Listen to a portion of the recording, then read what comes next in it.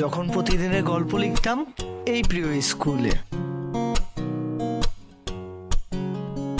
আজও দেওয়ালগুলো চেনে আমাদের দুষ্টুমি, আমাদের স্বপ্ন। পুরো পৃথিবী একদিকে আর আমি অন্যদিক,